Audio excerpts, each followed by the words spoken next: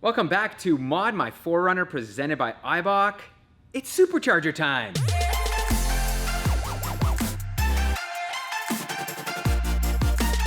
Welcome back, everybody. We have a super mega episode today. We're going to be installing a supercharger, but before we get to that, if you haven't watched episode 1, we equipped our 4Runner here with a set of iBach Pro coilovers and these amazing TRD wheels and General Tire tires, and we did a set of brakes on it. Go back and watch that episode. The change in ride quality and performance has been tremendous, so you certainly don't want to miss that before you get to this episode. One of the more lackluster things on the 4Runner is the performance from the engine. Thankfully, we have the solution, and that is a supercharger kit. What you need to know is this is from Magnuson. It is a full bolt-on plug-and-play kit, even down to the electronics. We're going to show you that later. This is a positive displacement root style blower. It makes 30% more horsepower than factory. So what we're looking at is 270 horsepower from the factory. We're going to get a bump up to 350 horsepower. For torque, it is 28%. So that's going from 278 to 355. So it's a big bump. Thankfully, Magnuson has made what I think is arguably one of the best install manuals to make this super easy for us and you guys. You can see it has all of the steps in nice color photos and everything. All right, BT, well, you weren't lying. This is a super detailed manual. It's very impressive. You can see that they're like an OE quality manufacturer with how seriously they've taken this. There are 296 steps. And I can see you're stressing a little bit. You know, we've been under some pressure around here. I'll admit you do most of the heavy lifting, so I'm giving you the day off, buddy. I feel so confident looking through this manual. I'm just going to tackle this job myself. So really? Have a seat over there. Have yourself a a latte, frappuccino, caramel macchiato, whatever it is you youngsters drink. And I'm getting to work here.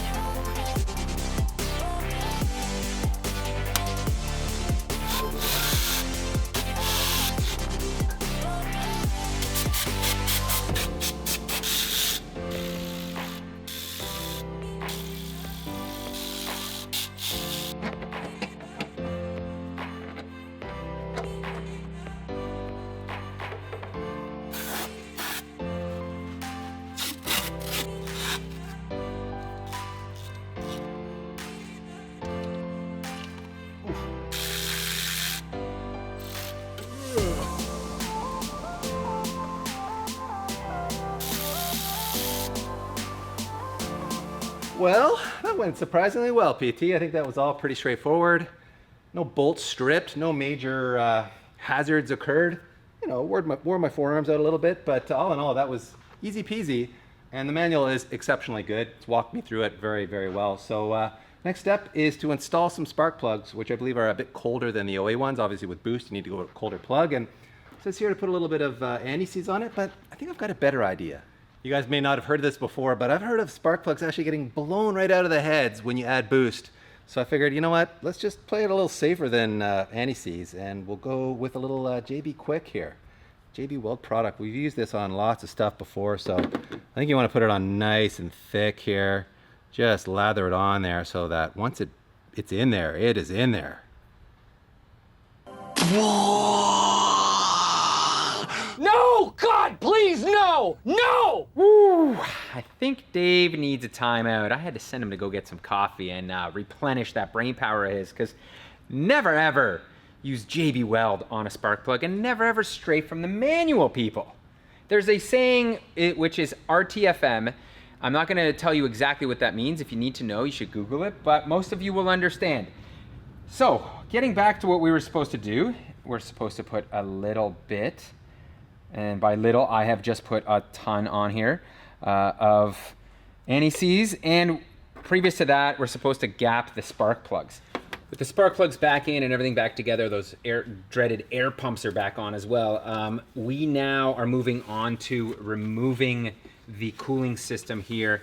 Magnuson just recommends removing the shroud because we do need to get to a couple pulleys, but what we're doing is actually we're going to remove the entire rad because we do have an upgrade from Koyo Rad coming. The 4Runner has a built-in automatic transmission cooler into the rad, which means I have to disconnect this. Thankfully, these pliers, man, DP. I know, they're these great. pliers are like the best here.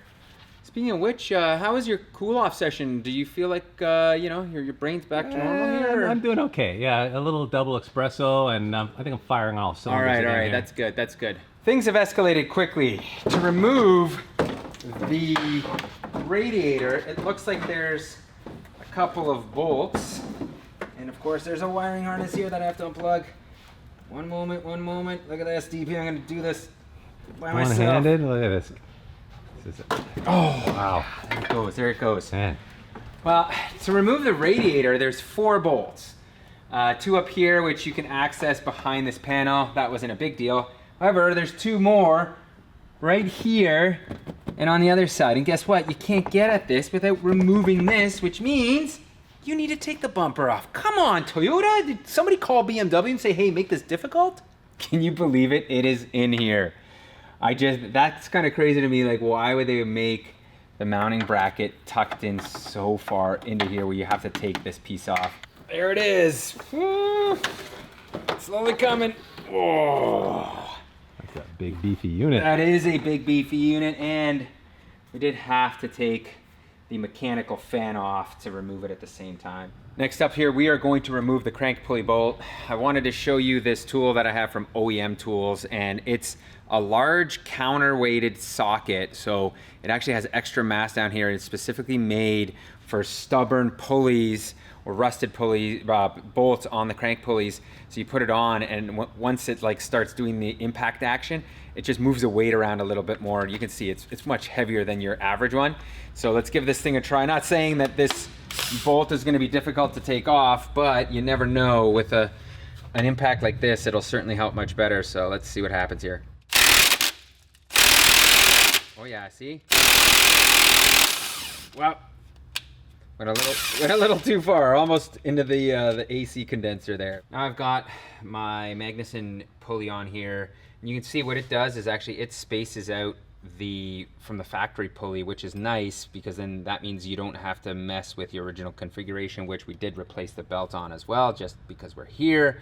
Now comes the question of how do we torque this to the 204 foot-pounds they're asking, because when we do try to turn this, you can see I get about 40 foot-pounds into it, and then it starts rotating the motor. So as you can see, what we had to do here is fab up a metal bar with 2 bolts going through it, and then they kind of act as retainers to hold this all together. We were able to get this to 200 foot-pounds, so 4 foot-pounds short before the bar started to do its little bend. So my recommendation would be to get the proper tool for this. We just kind of were caught off guard on it. We didn't really know, and we're on a schedule to shoot here, so we're trying to get this done as quickly as possible. But certainly go out, get the right tool to get this done right. I think it's official. This is the most detailed and best instruction manual I have ever dealt with, and they supply so many tools to truly make this a do-it-yourself job. For example, this tool. So we now have to take the thermostat out of the housing from the Toyota unit and transfer it over into their custom one here, and they supply this tool which goes on here. Now you can push down and then rotate this off without ever breaking or hurting it. How cool is that?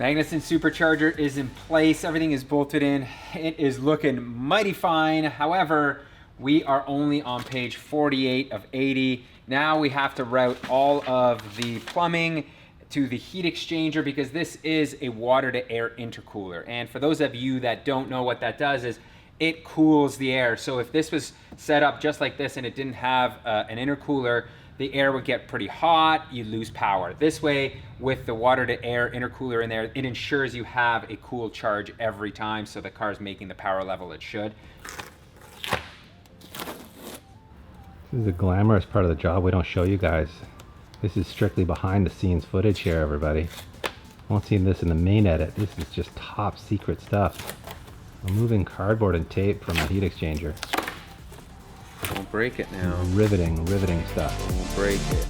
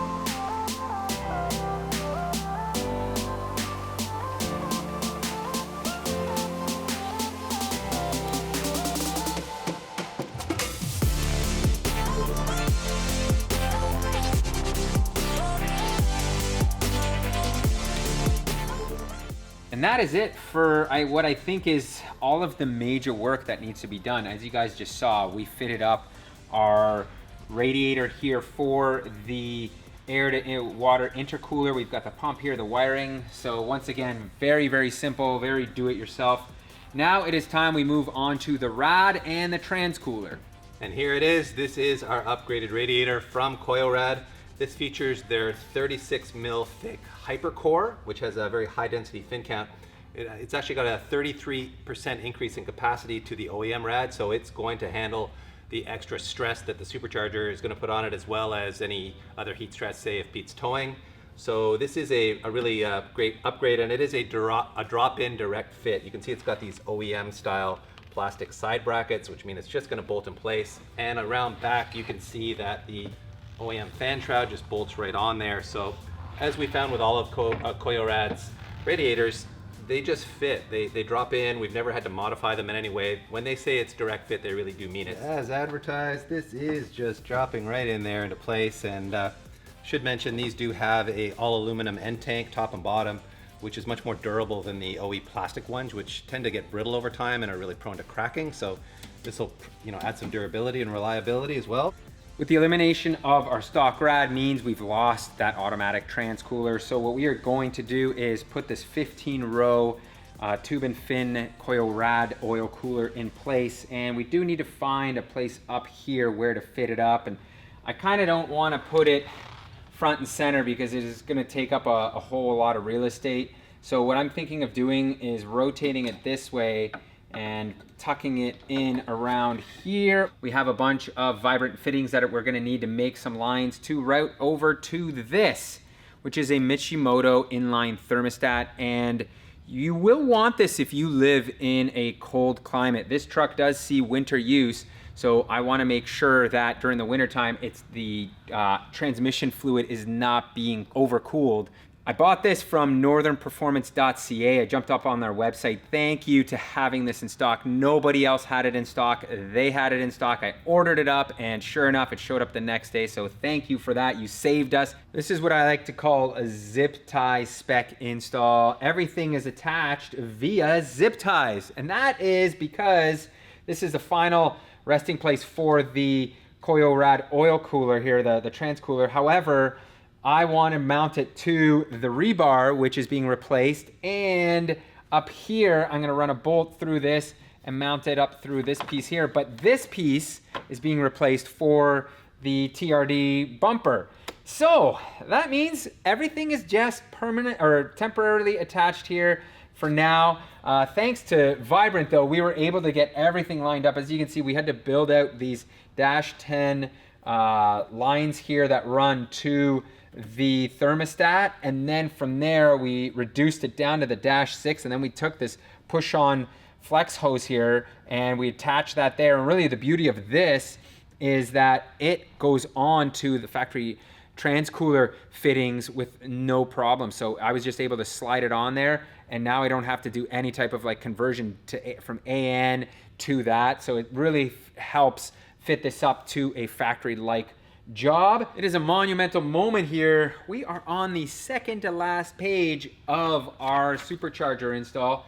And what that means now is we are going to fill the cooling system. As you can see, I have my airlift vacuum bleed tool. And what this does is it's gonna suck all the air out of the cooling system by hooking up some compressed air to it. And now I open this valve. You can see now it's draining everything. You can see the hose is collapsing, which is a good sign. There, look at that. We are right where we should be. Let me close this off, disconnect this. And the needle is not moving, which is a very, very good thing. We've got a bucket full of our Xerox Asian Vehicle coolant by Valvoline. And you can see I've got a hose now running down into here. So what I do is I'm gonna crack this open, and now all the vacuum is gonna draw in the coolant. And here we go. There it goes. This is a really, really great system to have. It's honestly one of the surefire ways to fill your cooling system without getting any air in it. Looks like the same procedure works like a charm here. We are at 27 HG vacuum, so I'm gonna crack this open, and whew, that's a good sound. Did you hear it? Yeah, fired in there. Sucked it right in there. Yep. I think this system takes just around 4 liters, so we're gonna fill this up, and now there's gonna be no air in this system.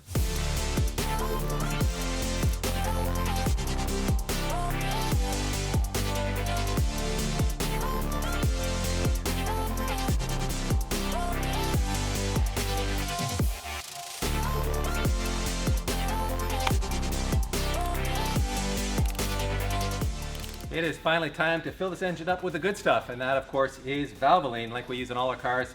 And in this case, since this motor has over 100,000 miles, we're using their high mileage formula with max life technology, designed for engines over 75,000 miles, which this is a 100,000 mile motor. And their max life technology is designed to do things for high mileage engines like condition the seals so that you won't run into any leaks, but it also helps fight deposits and even decarbons the engine. So it's pretty awesome stuff. And we are really treating PT's motor to the good stuff here. Let's pour this in there. Whoa, whoa, whoa, whoa, DP. I got this.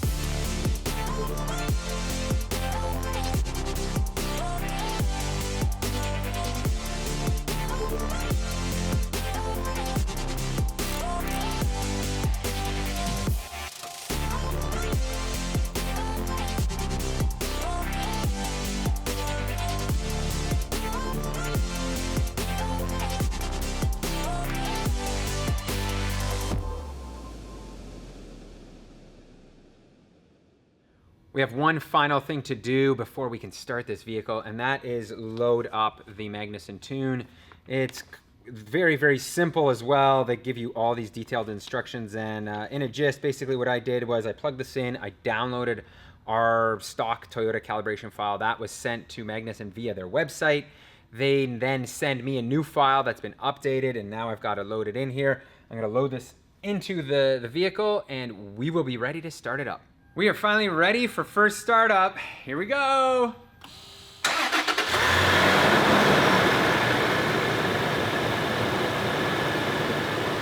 Man, that purrs like a kitten, like it's OEM spec. That is so, so good. All right, so all we gotta do, we're gonna quickly check for leaks and just make sure everything's running right. We're gonna put the front bumper on and we're going for a drive. Here we are, DP. Yeah, man. Back on the road, everything seems to be running good. Yeah. Water temps are good. So, should I do this? I think it's time to send it. Oh, listen to that sound. It sounds really good. Man, okay, I gotta slow down here. Sure. Holy, wow. All right, that is much improved. It is. And it feels stronger in the mid-range from over here. And then as the revs build, it feels like it's pulling stronger than it did before. Yeah. But it's not like snap your head back. No, and I wasn't expecting that. When you get on it, there's more of that immediate surge to move forward, which is what I really like. Like, I'll get on it here. I'll see it's still downshifts, but look at it, like lifts the front end. It does, yeah. See, once it gets moving here, man, like we're going, man. We're going. Woo! Yeah. No, it's definitely making power. And I love the sound too. Oh, it actually makes a nice bit of a whine there. Yeah. I wasn't That's sure we'd get super it or not. cool. That is super cool. It does add some drama to the experience. It certainly does. Your wife will be like, "What's that noise?" Yeah. What's going on here? No, nothing, honey. Nothing, the honey. truck is broken. And see, like, okay, so that's about 50%. It's not shifting. Yeah. So it still feels a little lazy, but it has more pickup. Definitely. Which is what I like. Like, look at this. Yeah. So we're moving quick, man. Yeah. You know what it is? It's surprising fast, where it doesn't have like that surge of like putting you back in the seat, but I'm watching the speedo and it's moving much quicker. Yes. Right. So there's certainly that like added torque, that added horsepower. It's a big gain, but it's not like holy smokes. It is a big gain, and I think part of it is, from my perspective, we're a little bit isolated. We're up high, we're on big wheels and tires. Yeah. So it doesn't have like the immediate impact it would on a lowered sports car where you suddenly feel like for sure the sensation of speed change dramatically. We're a little more isolated from the road. So maybe it's not having as much impact that way, but yeah, well, okay, so feel the transfer of weight now when I floor this thing, like, okay, that was a perfect shift. Now you can feel like, holy smokes, dude, it's quick, man. It's quick, man. Yeah, it's quick. So quick. Yeah. That's awesome. I mean, the other cool thing about this kit is when you turn it on, it sounds stock, like it idles stock. Yes. You have no idea that this is a supercharged truck until you actually get on the throttle. I love it. I love it. Whine is awesome. Dude, like, that's awesome, man. That's really cool. The more I floor it, the more I feel the change in power. Yeah. I'm feeling it more and more too. And I gotta say too, these are horribly rough roads, and we've not driven this truck for 2 or 3 days since we've been installing the supercharger, and the ride quality is remarkable. Yeah. The iBox stuff is still working so well, man. And being the selfish person that I am, I'm super pumped to put their Pro Truck stuff on my Tundra now, because this makes this truck so much more comfortable. It does. Let's just look. I'll just hit the dirt here. Oh, yeah. There you go. Like, I can do that now. I can listen to that whine. You've got a really transformed machine here. It's nice, man. I like it. And just the install and everything went so well. It really did. We have to commend Magnuson for putting together, like, that's a monumental task what they did, putting together that manual. 80-page manual. 80 pages, 300 steps. Colored photos. Everything is worked out. Everywhere. Like, this is so turnkey. We installed this, we loaded it in, and here we are driving it later with, no issues. I'm beyond excited and happy how everything's turned out. Oh yeah, look at, see, before I had to floor it here to make it over the railroad, to make it up to speed, and now we'll just cruise over this. Oh. Too good. This SUV finally has the power that I think it needed to come with from the factory. It is a blast to drive. I think as an enthusiast, this is the kind of power I want. For, the soccer mom, she's not gonna want this. The mediocreness of this engine, NA, is okay for her. But for guys like you and me, we wanna have that extra little juice. We wanna put a smile on our face when we drive. And this Magnuson supercharger kit, I think, is the ticket. So that is a wrap on this one. Thank you guys so much for watching. We hope you enjoyed this episode, watching us bolt this on as much as we did. And in the next one, it's going to be the exterior transformation, and you cannot wait to see that, because it is going to be crazy. It's brutal. It's so, like, look how well it works though. Like, it is on there. Look at them. There's a couple of them in there. Oh. There it is. Now you can see the same thing.